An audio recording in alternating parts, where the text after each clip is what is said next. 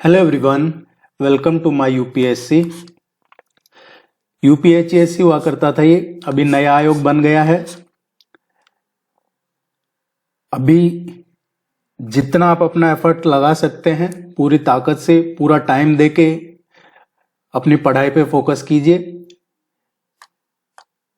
Test series join नहीं किया है तो वेबसाइट विजिट कर लीजिए, या फिर इस नंबर पे भी कांटेक्ट करके आप टेस्ट सीरीज ज्वाइन कर सकते हैं। टेस्ट सीरीज का लिंक वीडियो के नीचे डिस्क्रिप्शन में और कमेंट सेक्शन में मिल जाएगा। कई बार कुछ लोग हंसी मजाक में उसी टेस्ट सीरीज के जहाँ लिंक टेस्ट सीरीज का कमेंट सेक्शन में डालते हैं, उसी के नीचे कमेंट करके पूछते हैं टेस्ट सीरीज कैसे ज्वाइन करना है, तो उनको फिर यही सोचा जाता है कि चलो मजाक कर रहे हैं।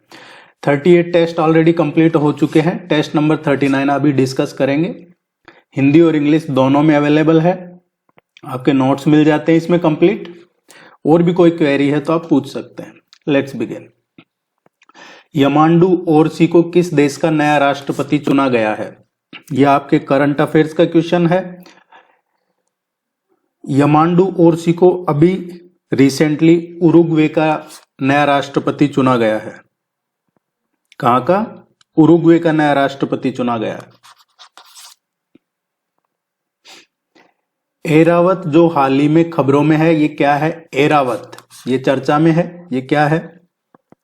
देखिए, एरावत है, ये भारत का जो पुणे है, पुणे में centre for development of advance computing. आपने पहले टेस्ट अगर देख रहे हैं रेगुलर तो आपको पता होगा सीडैक क्या है। सीडैक ही है ये, जो पुणे में है, centre for development of advance computing. इसमें तैनात है एरावत, और यह देश का सबसे तेज और सबसे व्यापक artificial intelligence based super computer है। और इसकी जो स्पीड है वो 13,170 टेराफ्लॉप, इतनी स्पीड है इसकी। तो ये भारत एआई सुपर कंप्यूटर है एरावत। जो टॉप दुनिया के 100 सुपर कंप्यूटर है उनमें भी इसका एरावत को गिना जाता है। लंदन इंडियन सोसाइटी ऑफ और ईस्ट इंडिया एसोसिएशन की स्थापना निम्नलिखित व्यक्तियों में से किसके द्वारा की गई? एक पूछा है, लंदन इंडियन सोसाइटी और ईस्ट इंडिया एसोसिएशन, इनकी स्थापना किसने की थी? लंदन इंडियन सोसाइटी की स्थापना कब हुई थी? लंदन इंडियन सोसाइटी की स्थापना 1865 में की गई थी। और जो ईस्ट इंडिया एसोसिएशन है, इसकी स्थापना 1867 में की गई थी। और इन दोनों की स्थापना की थी दादा भाई नारोजी ने। दादा भाई नारोजी ने इनकी स्थापना की थी। एक क्वेश्चन इस तरीके का कई बार पूछ लिया जाता है एग्जाम में। जो लंदन इंडियन सोसाइटी है, इसकी स्थापना लंदन में की थी। ईस्ट इंडिया एसोसिएशन है, इसकी स्थापना भी लंदन में ही की थी। जैसे राजा राम मोहन राय है, राजा राम मोहन राय का क्वेश्चन क्या आता है? ब्रह्मो समाज की स्थापना की थी राजा राम मोहन राय ने। ब्रह्मो समाज की स्थापना कहाँ पे की थी? कोलकाता में की थी। कब की थी? 1828 में की थी। या फिर लाला लाजपत राय का देखा जाए तो इन्होंने लोक समाज के सेवक सोसाइटी, लोक समाज के सेवक सोसाइटी की स्थापना की थी लाला लाजपत राय ने। और 1921 में लाला लाजपत राय ने लोक समाज के सेवक सोसाइटी की स्थापना की थी लाहौर में। लाहौर में की थी इसका स्थापना। गोपाल कृष्ण गोखले की बात करें तो गोपाल कृष्ण गोखले का क्वेश्चन पूछ लिया जाता है कई बार। या फिर जो इंपॉर्टेंट है इनमें सब में स्वराज पार्टी का पूछ लिया जाता है। मोतीलाल नेहरू, चित्तरंजन दास, 1923 में जो स्थापना की। इस क्वेश्चन का करेक्ट आंसर आएगा, ये दोनों ही लंदन में स्थापना की थी दादा भाई नारोजी ने। जल प्रदूषण की रोकथाम और नियंत्रण अधिनियम निम्नलिखित में से किस वर्ष पारित किया गया था? देखिए, एक एनवायरमेंट का पूछ लिया जाता है और दूसरा वाटर का। ये दो जो पास हुए हैं इनका पूछा जाता है कई बार, ये कानून कब पास किए गए हैं अधिनियम। तो जल के प्रदूषण की रोकथाम और नियंत्रण अधिनियम ये पारित किया गया था 1974 में। और ये अधिनियम राज्य प्रदूषण नियंत्रण बोर्डों के कारखानों के जो अपशिष्ट मानक है उनको स्थापित करना हो या लागू करना हो, उसके अधिकार यही अधिनियम देता है। और इस अधिनियम में बाद में एक बार संशोधन भी किया गया था, 1988 में अमेंड किया गया था। बी इसका करेक्ट आंसर है। मोहिनी अट्टम एक पारंपरिक नृत्य है जो भारत के किस राज्य में उत्पन्न हुआ है? Salient features of Indian culture, उसका ये क्वेश्चन है। मोहिनी अट्टम एक पारंपरिक नृत्य है जो भारत के किस राज्य से संबंधित है? मोहिनी अट्टम। देखिए मोहिनी अट्टम का शाब्दिक अर्थ क्या होता है? मोहिनी के रूप में मोहिनी के नृत्य के रूप में माना जाता है। जो एक हिंदू पौराणिक कथाएं हैं, कथाओं की जो खगोलीय प्रतिमा है वो है, और ये केरल का शास्त्रीय एकल नृत्य भी है। केरल का शास्त्रीय एकल नृत्य है मोहिनी अट्टम। अगर असम का पूछा जाता है, क्षत्रिया आसाम का है, या फिर जैसे भरतनाट्यम पूछ लिया जाता है, भरतनाट्यम कहाँ का है? तमिलनाडु का है। कथक का पूछ लिया जाता है, कथक उत्तर प्रदेश का है। कथकली केरला की है। कुचिपुड़ी आंध्र प्रदेश का। ओडिसी ओडिशा का। मणिपुरी मणिपुर का। मोहिनीअट्टम केरला का। ये 8 क्लासिकल डांस है जो आपको याद होनी चाहिए। भरतनाट्यम तमिलनाडु, कथक उत्तर प्रदेश, कथकली केरला, कुचिपुड़ी आंध्र प्रदेश, ओडिसी ओडिशा, क्षत्रिया आसाम, मणिपुरी मणिपुर और मोहिनीअट्टम केरला। ये आप जरूर याद कीजिएगा। इस क्वेश्चन का जो करेक्ट आंसर आएगा C थर्ड इसका करेक्ट आंसर आएगा। देखिए टेस्ट सीरीज में क्या होता है, टेस्ट सीरीज में आपको एक तो रेगुलर मिलते रहते हैं प्रैक्टिस टेस्ट, दूसरा कंप्लीट नोट्स मिल जाते हैं और वहां से आपकी रेगुलरिटी बनी रहती है। अगर आप कुछ भी नहीं पढ़े हैं, टेस्ट सीरीज को फॉलो कर लीजिए, वीडियो देखते हैं, उसके बाद नोट्स पढ़ लीजिए, नोट्स पढ़ने के बाद प्रैक्टिस टेस्ट दीजिए और फिर इसके रिवीजन टेस्ट भी करवाते हैं, तो वहां से आपका प्रैक्टिस और रिवीजन दोनों हो जाता है और आपके सिलेबस के हिसाब से करवा रहे हैं। और ये कोई पहली बार तैयारी नहीं करवा रहे हैं, काफी सालों से इसका तैयारी करवा रहे हैं। पुरुष T20 क्रिकेट में अपने पूरे ओवरों में 0 रन देने वाले पहले गेंदबाज कौन बन गए? एक T20 ओवर में एक जो बॉलर होता है गेंदबाज मैक्सिमम 4 ओवर ही डाल सकता है। 4 ओवर डाल सकता है एक बॉलर। अब इसमें देखिए स्पोर्ट्स इन न्यूज है हमारे सिलेबस में, तो वहां से है ये। अब कौन सा बॉलर है जिसने अपने पूरे 4 ओवर में एक भी रन नहीं दिया, 0 रन दिए, 0 रन दिए हैं, तो इसीलिए ये इंपॉर्टेंट बन जाता है क्वेश्चन। अदरवाइज क्रिकेट के क्वेश्चन कम आते हैं।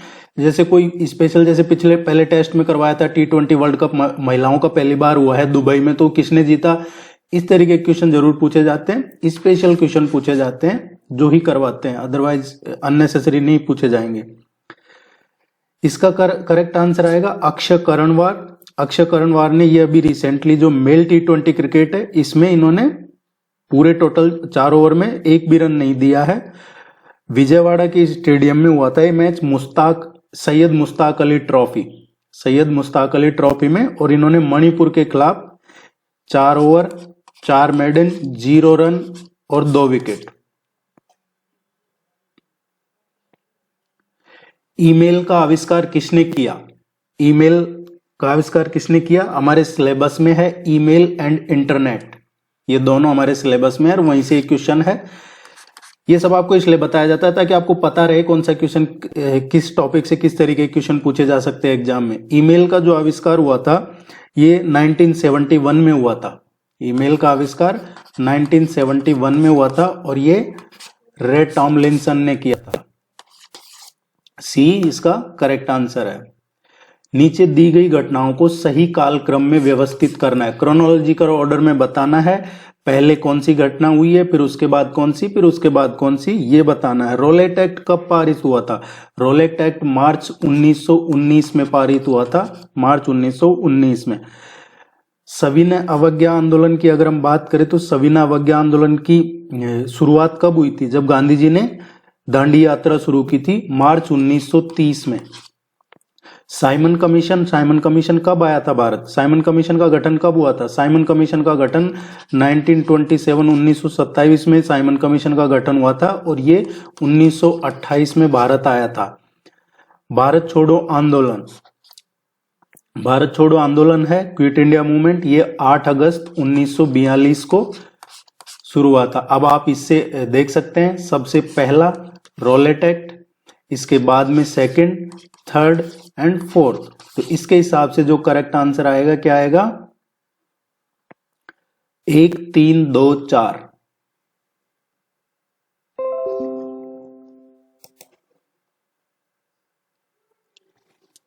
1324 ये इसका करेक्ट आंसर आएगा।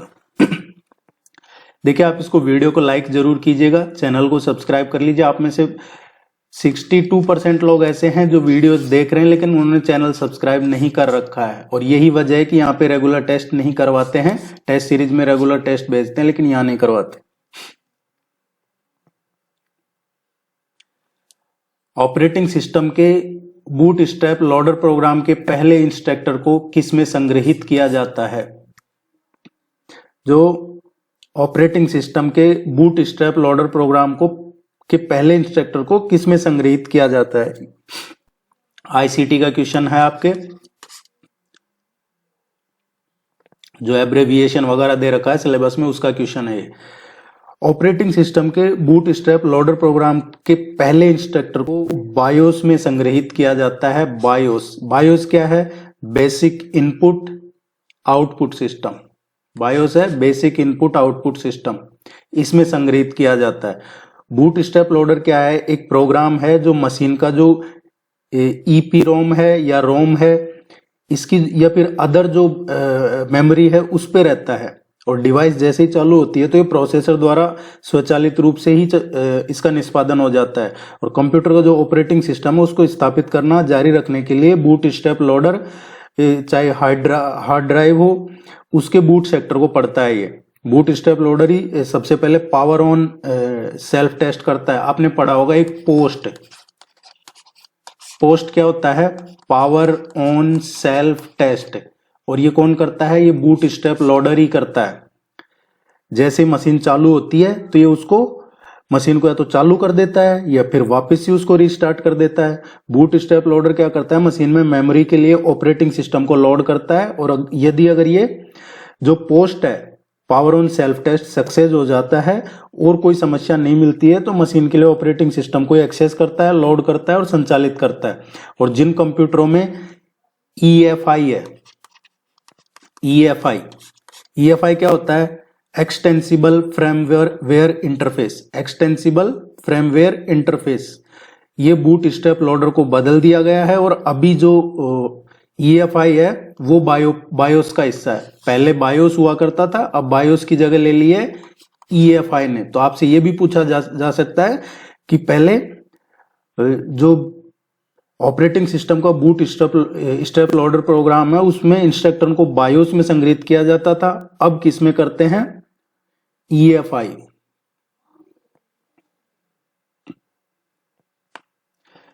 ग्रहण के समय सूर्य का निम्नलिखित में से कौन सा भाग दिखाई देता है? ग्रहण के समय सूर्य का कौन सा भाग दिखाई देता है? आपके सिलेबस में है ओरिजिन, यूनिवर्स, सोलर सिस्टम, उसका क्वेश्चन है ये। जब ग्रहण होता है तो सूर्य का कोरोना ये पार्ट दिखाई देता है, 20 का करेक्ट आंसर आएगा।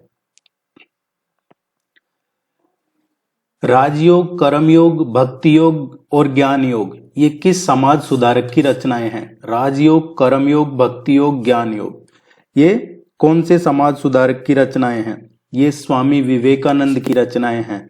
स्वामी विवेकानंद 1863 में स्वामी विवेकानंद का जन्म हुआ था। 12 जनवरी को इनका जन्म हुआ था पश्चिम बंगाल में। ये दार्शनिक रहे, लेखक, स्वतंत्रता सेनानी भी थे और रामकृष्ण परमहंस के शिष्य थे, और रामकृष्ण मिशन की स्थापना भी इन्होंने ही की थी। और ये सब रचनाएं स्वामी विवेकानंद की है। ये जो शिक्षण विधियां हैं उनको इनका मिलान करना है शिक्षण विधियों का। व्याख्यान विधि क्या है? शिक्षक केंद्रित दृष्टिकोण जहां ज्ञान प्रसारित होता है। ये आपके टीचिंग एप्टीट्यूड उसका क्वेश्चन है। शिक्षक केंद्रित दृष्टिकोण जहां ज्ञान प्रसारित होता है। सहयोगी अधिगम क्या होता है? छात्र समस्याओं को हल करने या अवधारणाओं को सीखने के लिए एक साथ काम करते हैं, ये सहयोगी अधिगम है। केस आधारित अधिगम क्या होता है? इसमें स्टूडेंट्स है महत्वपूर्ण सोच विकसित करने के लिए मामलों और परिदृश्यों का पता लगाते हैं। और जो समस्या आधारित अधिगम है, प्रॉब्लम बेस्ड अधिगम, ये क्या है? इसका फर्स्ट आएगा वास्तविक दुनिया की समस्या समाधान पर ध्यान केंद्रित करना। तो इसका जो करेक्ट आंसर आएगा 2, 3, 4, 1, थर्ड वन, ये इसका करेक्ट आंसर आएगा। यदि कोलकाता 88 डिग्री ईस्ट में रहने वाला कोई व्यक्ति तेल अवीव 34 डिग्री ईस्ट में रहने वाले अपने दोस्त को कोलकाता के समय शाम को 6 बजे फोन करता है, तो उस टाइम पे तेल अवीव में क्या समय होगा? कहां पे? तेल अवीव में क्या समय होगा?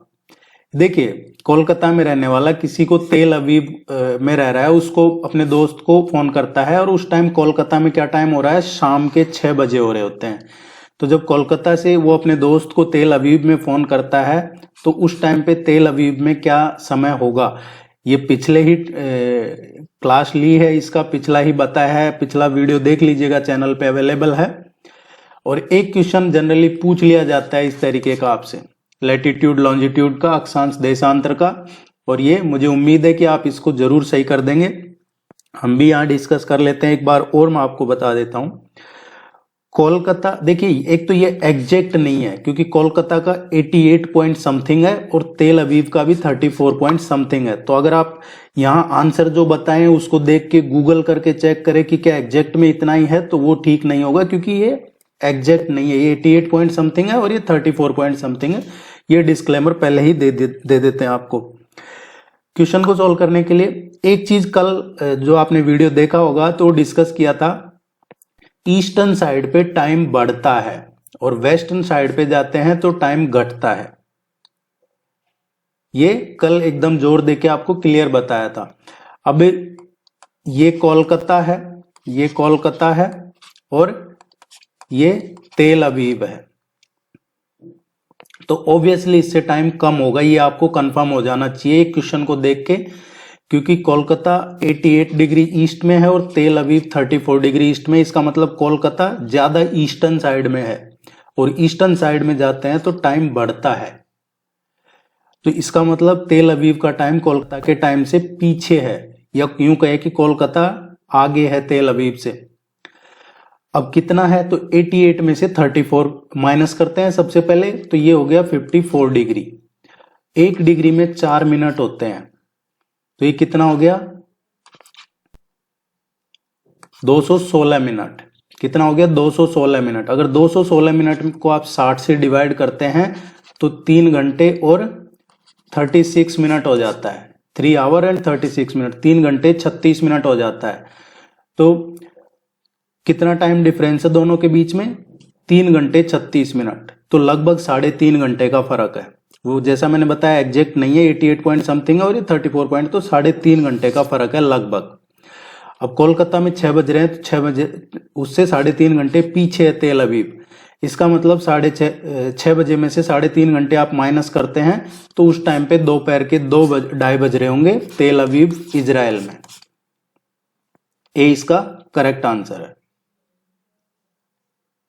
आप भी प्रैक्टिस कीजिएगा और देखिए, अगर जैसा आपको बताया हुआ है टेस्ट सीरीज, अगर आप सिर्फ टेस्ट सीरीज फॉलो करते हैं उसके बाद आपको ना कोई बुक पढ़ना है, कुछ भी नहीं पढ़ना है, और जनरल स्टडीज का लिए आप निश्चिंत रह सकते हैं। ना सिर्फ इसमें पासिंग मार्क्स, इसमें अच्छा स्कोर हो जाता है आपका।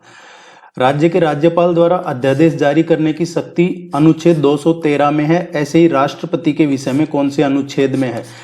गवर्नर ऑर्डिनेंस पास जारी करता है, उसका पावर कौन देता है? आर्टिकल 213। आर्टिकल 213 गवर्नर को, और गवर्नर जो स्टेट गवर्नर है उसको ऑर्डिनेंस जारी करने का पावर है। ऐसे प्रेसिडेंट ऑर्डिनेंस जारी करता है, ये कौन सा आर्टिकल देता है पावर? आर्टिकल 123 ये राष्ट्रपति को पावर देता है। और ये कब जारी होता है? अगर संसद सत्र नहीं चल रहा है, संसद के सत्र में नहीं रहने पे। कृष्णा नदी निम्नलिखित में से किन राज्यों से होकर गुजरती है?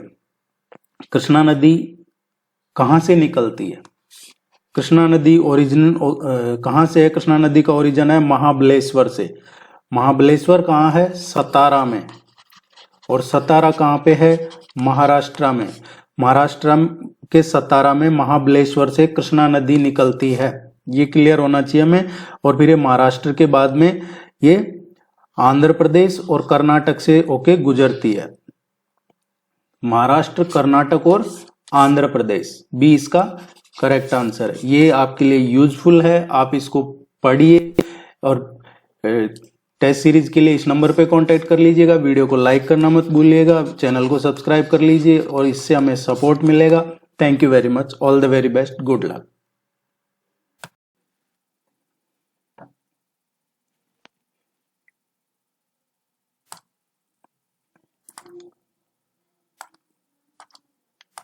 Hello everyone, welcome to my UPSC. UPHSC हुआ करता था ये, Uttar Pradesh higher education service commission. अब ये नया आयोग बन गया है मार्च 2024 से। यही आपका एग्जाम करवाएगा असिस्टेंट प्रोफेसर का, और एग्जाम जल्दी ही होने वाला है। आप अपनी तैयारी शुरू कर दीजिए अगर अभी भी नहीं की है तो, अदरवाइज फिर आपकी चॉइस है। Practice test, notes, test series के लिए वेबसाइट विजिट कर लीजिएगा या फिर इस नंबर पे कांटेक्ट कर सकते हैं। आपके एग्जाम में जनरल स्टडीज के 30 क्वेश्चन आते हैं और सभी टेस्ट में आपको 30 क्वेश्चन ही मिलते हैं। टेस्ट सीरीज हिंदी और इंग्लिश दोनों में अवेलेबल है। आपके सब्जेक्ट के लिए भी टेस्ट सीरीज अवेलेबल है। study247.in वेबसाइट है, विजिट कर लीजिएगा। यहाँ पे आपको डिटेल्स मिल जाएंगी या फिर इस नंबर पे कांटेक्ट कर सकते हैं। अदरवाइज आपको वीडियो के नीचे डिस्क्रिप्शन में कमेंट सेक्शन में भी लिंक मिल जाएगा। सभी टॉपिक्स, यूनिट्स कवर किए जाते हैं टेस्ट में, रिवीजन टेस्ट भी करवाए जाते हैं, रेगुलरिटी बनी रहती है इसमें, कंप्लीट नोट्स मिल जाते हैं आपके। Let's begin. निम्नलिखित में से किसे दादा साहेब फाल्के पुरस्कार 2024 से सम्मानित किया गया है? दादा साहेब फाल्के पुरस्कार 2024 अभी रिसेंटली किसे दिया गया है? ये अभी रिसेंटली 8 अक्टूबर 2024 को मिथुन चक्रवर्ती को दादा साहब फाल्के पुरस्कार से सम्मानित किया गया है। ये कौन सा दादा साहब फाल्के अवार्ड? ये अभी रिसेंटली नेशनल फिल्म अवार्ड्स हुए हैं 17th ये नेशनल फिल्म अवार्ड हुए हैं और इस पे प्रेसिडेंट मुर्मू ने इन्हें मिथुन चक्रवर्ती को दादा साहब फाल्के पुरस्कार 2024 के लिए दिया गया है। इसकी शुरुआत कब हुई थी? देखिए 1913 में पहली बार कोई फुल लेंथ पिक्चर बनी थी, पूर्ण लंबाई वाली जो फीचर फिल्म है वो बनाई गई थी, राजा हरिश्चंद्र, और इसीलिए दादा साहब फाल्के उनकी याद में दिया जाता है, जो 1969 में पहली बार इस पुरस्कार की शुरुआत हुई थी, दादा साहब फाल्के पुरस्कार की। बुग्याल क्या है? बुग्याल ये अभी चर्चा में है रिसेंटली। आपके ज्योग्राफी का क्वेश्चन समझ सकते हैं या फिर करंट अफेयर्स की वजह से भी अभी रिसेंटली चर्चा में, क्योंकि एक रिपोर्ट आई है अभी इन पे, और उस रिपोर्ट के अकॉर्डिंग ये अभी इन खतरा है इनको, ये जो बुग्याल है इनको। बुग्याल ये उत्तराखंड क्षेत्र में पाए जाते हैं और हिमालय रीजन में पाए जाने वाली एक स्पेशल किस्म की ये वनस्पति है। बुग्याल को प्रकृति का अपना बगीचा भी कहा जाता है, प्रकृति का अपना खुद का बगीचा भी कहा जाता है। और ये कहाँ पे है? उत्तराखंड का जो गढ़वाल रीजन है, गढ़वाल हिमालय रीजन है, उसमें है। देखिए यहाँ पे एक क्वेश्चन और पूछ लिया जाता है आपसे टिम्बर का। टिम्बर रेखा का क्वेश्चन पूछा जाता है, टिम्बर लाइन।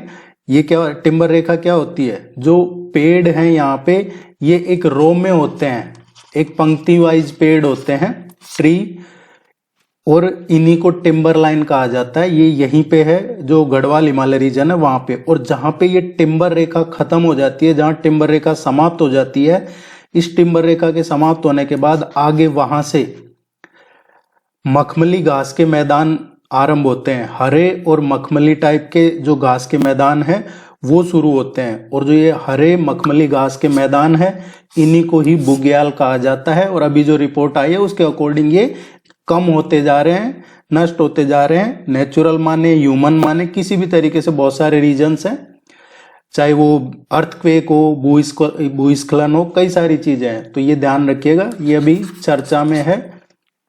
ए इसका करेक्ट आंसर है। आप इसको वीडियो को लाइक जरूर कीजिएगा। चैनल को सब्सक्राइब नहीं किया है बहुत सारे लोगों ने आप में से, तो ये रिक्वेस्ट है, वीडियो को लाइक कीजिए, चैनल को सब्सक्राइब कर लीजिए, सपोर्ट बनाए रखिए। भारत के 12वें राष्ट्रपति कौन थे? 12वें राष्ट्रपति कौन थे भारत के? देखिए, पहले इस तरीके के क्वेश्चन असिस्टेंट प्रोफेसर के एग्जाम में नहीं आते थे, सिलेबस में है हमारे लेकिन पूछे नहीं जाते थे।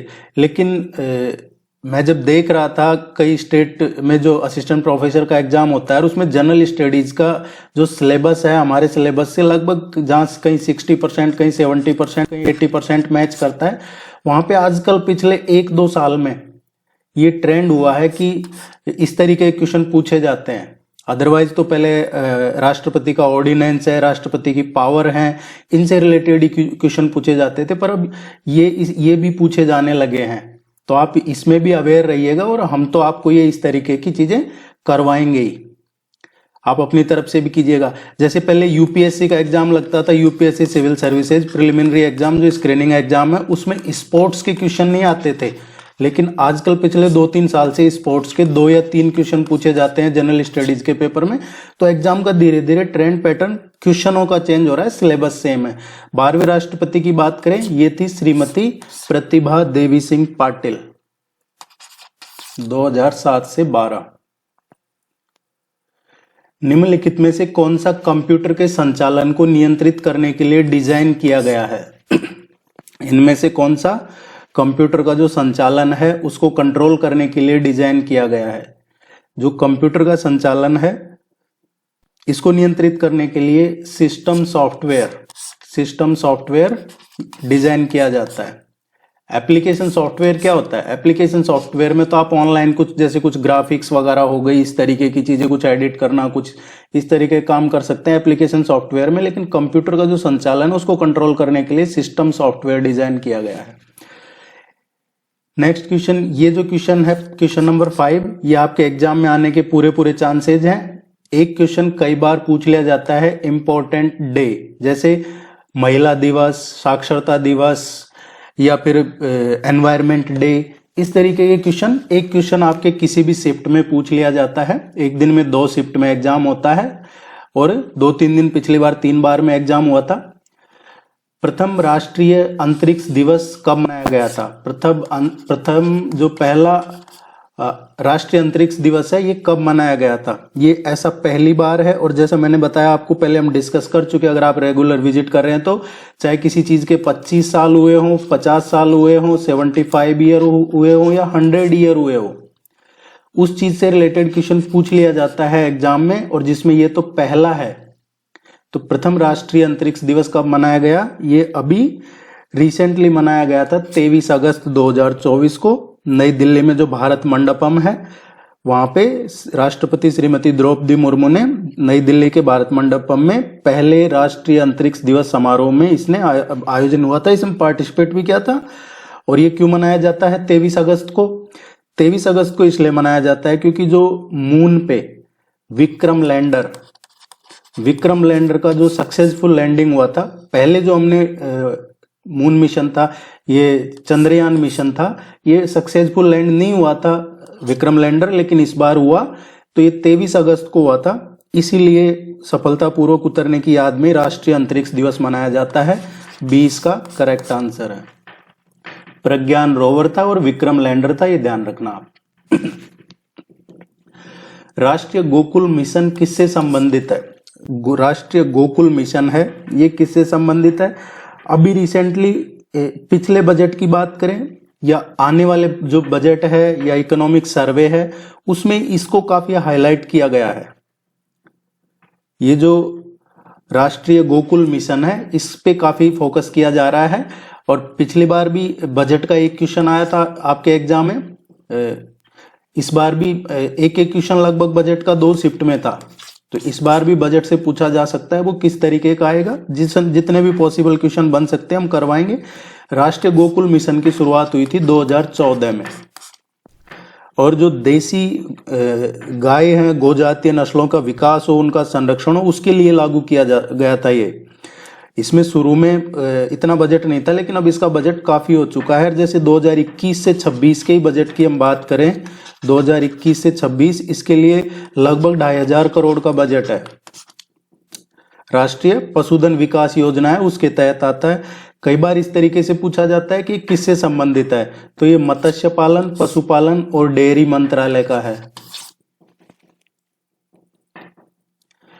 कंपाइलर किसी प्रोग्राम को किस में ट्रांसलेट करता है, परिवर्तित करता है, किस में चेंज करता है? कंपाइलर है वो एक कंपाइलर क्या होता है? कंपाइलर एक सॉफ्टवेयर है जो सोर्स कोड को ऑब्जेक्ट कोड में बदलता है। क्या करता है?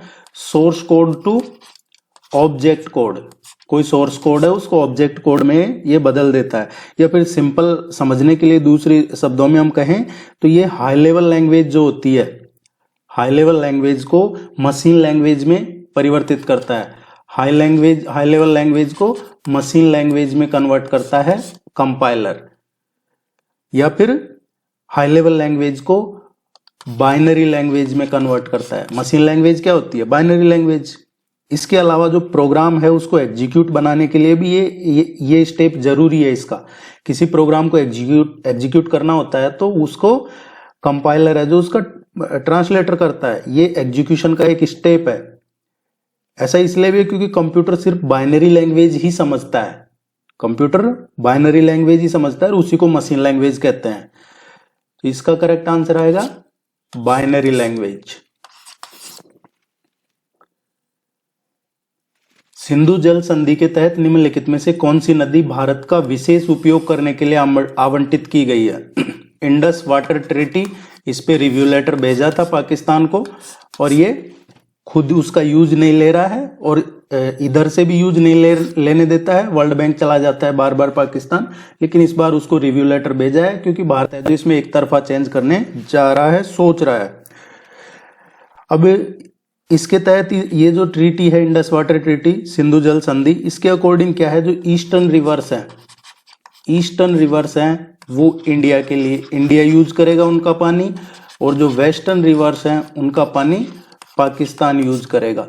ईस्टर्न रिवर्स कौन सी है? पूर्वी नदियां रावी, व्यास और सतलज। रावी, व्यास और सतलज है, ये ईस्टर्न रिवर है। इसके अलावा सिंधु नदी है, चेनाब है, झेलम है, ये वेस्टर्न रिवर्स है। 6 नदियां हैं टोटल इसमें बड़ी। तो इस क्वेश्चन का जो करेक्ट आंसर आएगा रावी, व्यास और सतलुज, ये भारत को आवंटित की गई थी। बी इसका करेक्ट आंसर है।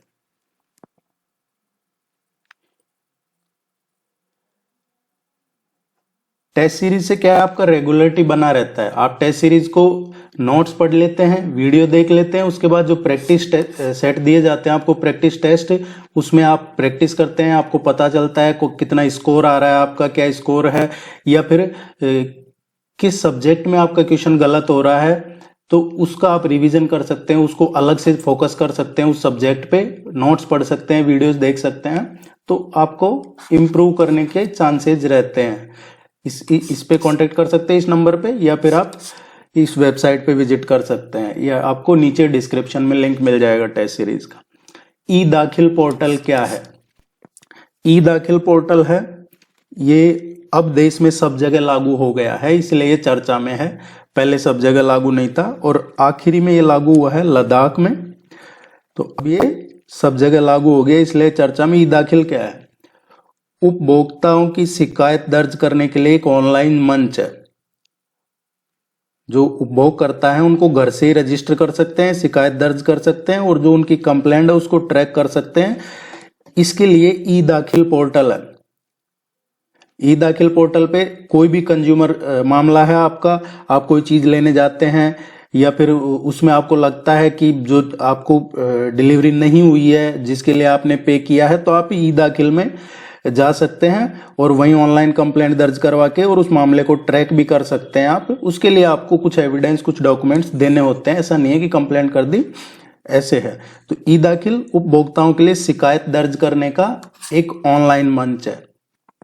आपसे पूछा जा सकता है ई दाखिल के अलावा ई जागृति, ई जागृति का पूछा जा सकता है। ई जागृति क्या है?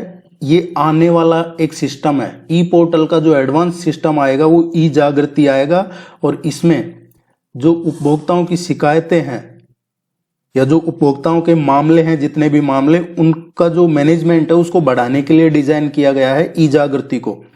उससे चाहे कम्युनिकेशन में सुधार हो, विवाद का समाधान है उसको समझना हो, उसको जल्दी करना हो, फाइल वगैरह की ट्रैकिंग करना हो, उसके लिए अब इसका एडवांस आ रहा है ई दाखिल का ई जागृति।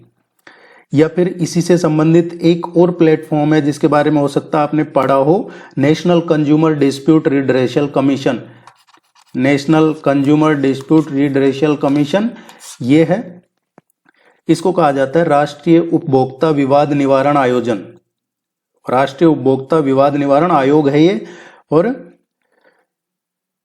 इसी ने ही जो एनसीडीआरसी है, इसी ने ही ई दाखिल लॉन्च किया था। तो आपको ध्यान रखना है, बी इसका करेक्ट आंसर है। Ratle hydro electric power corporation किन दो संस्थाओं के बीच एक संयुक्त उद्यम है? Ratle hydro electric power corporation ये एनएचपीसी और जो जेकेएसपीडीसी है, जम्मू कश्मीर राज्य ऊर्जा विकास निगम लिमिटेड, उसकी एक जॉइंट परियोजना है। Ratle hydro electric power corporation limited का भी गठन किया है, और ये वही है, एनएचपीसी और जेकेएसपीडीसी। बी इसका सही आंसर है। ये अभी चर्चा में 850 मेगावाट की एक रतले जल विद्युत परियोजना के लिए इसका गठन किया था, और ये सब जो हमने ऊपर पढ़ा वो सिंधु वाटर इसी से डायरेक्ट इनडायरेक्ट जुड़ा हुआ है।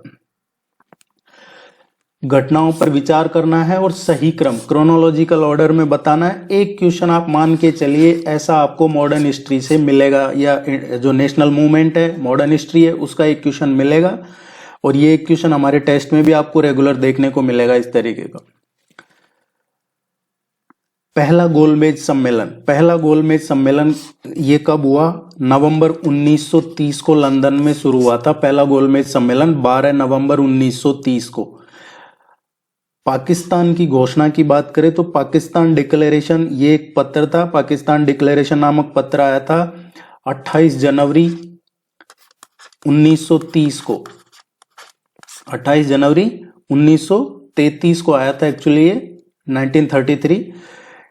फिर हम बात करें गांधी इरविन पैक्ट की, तो गांधी इरविन पैक्ट क्या है? ये मार्च 1931 का है। 5 मार्च 1931 को गांधी इरविन समझौते पे हस्ताक्षर हुए थे, और जो पूना पैक्ट है, पूना समझौते पे हस्ताक्षर हुए थे सितंबर 1932, 24 सितंबर 1932 को। तो इसके अकॉर्डिंग आप देखेंगे तो पहला, चौथा, तीसरा, दूसरा, ये इसका सही करेक्ट आंसर आएगा।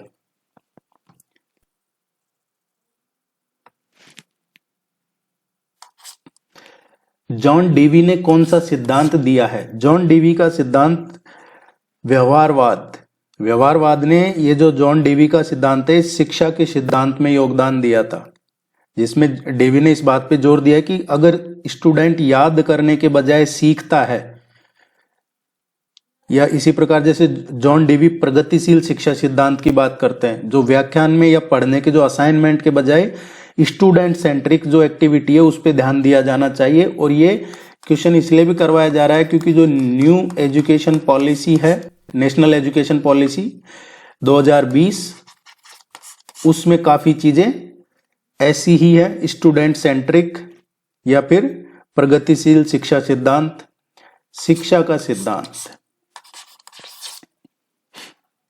और ये हमारे सिलेबस में भी है, टीचिंग रिसर्च।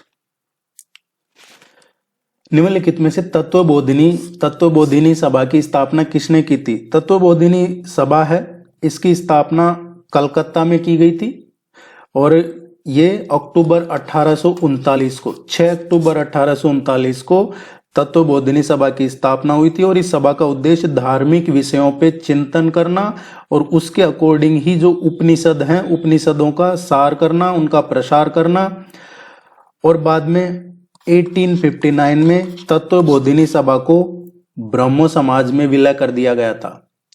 देवेंद्रनाथ टैगोर ने तत्वबोधिनी सभा की स्थापना की थी 1839 में, 6 अक्टूबर 1839 को कलकत्ता में। धार्मिक विषय हैं उन पे चिंतन करना, उपनिषद हैं उनका सार प्रसार करना, और बाद में 1859 में इसको ब्रह्मो समाज में विलय कर लिया गया था। पैरा ओलंपिक पर पेरिस 2024 में भारत द्वारा जीते गए स्वर्ण पदकों की संख्या कितनी थी? एक तो हुआ है पेरिस ओलंपिक 2024 में। पेरिस ओलंपिक 2024 में गोल्ड मेडल भारत के पास आया है 0। लेकिन पैरा ओलंपिक की बात करें, वही पेरिस और वही गोल्ड मेडल, तो पेरिस में जो पैरा ओलंपिक हुए हैं उसमें भारत ने 7 गोल्ड मेडल जीते थे, 9 सिल्वर मेडल जीते थे और 13 ब्रॉन्ज मेडल जीते थे पैरा ओलंपिक में। जबकि जो पेरिस 24 हुआ है उसमें कोई गोल्ड मेडल नहीं था। पैरा ओलंपिक में 7 गोल्ड मेडल, 9 सिल्वर मेडल और 13 ब्रॉन्ज मेडल आए हैं। आप ये जरूर ध्यान रखिएगा।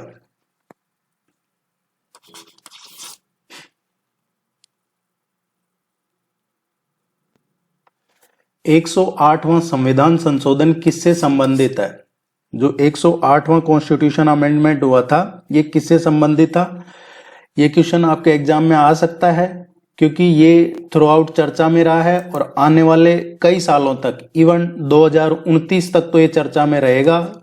सोशली, पॉलिटिकली, ये किसी भी तरीके से समझ सकते हैं आप। 2029 तक ये चर्चा में रहेगा 108वां संविधान संशोधन।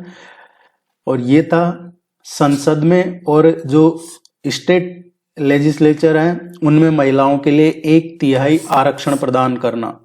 33% जो रिजर्वेशन है महिलाओं के लिए पार्लियामेंट में और राज्य की विधानसभाओं में, ये 108वां संविधान संशोधन था। सी इसका करेक्ट आंसर है। आप इसको वीडियो को लाइक कीजिएगा, चैनल को सब्सक्राइब कीजिएगा। टेस्ट सीरीज का लिंक आपको डिस्क्रिप्शन में कमेंट सेक्शन में मिल जाएगा। टेस्ट सीरीज ज्वाइन कर लीजिए और अब दिन रात तैयारी में लग जाइए। जिन्होंने टेस्ट सीरीज ज्वाइन कर रखा है आपको ये इवनिंग में सेंड कर दिया जाएगा आपके ईमेल पे। और भी कोई क्वेरी है तो आप निसंकोच कमेंट सेक्शन में पूछ सकते हैं। Thank you very much. All the very best. Good luck.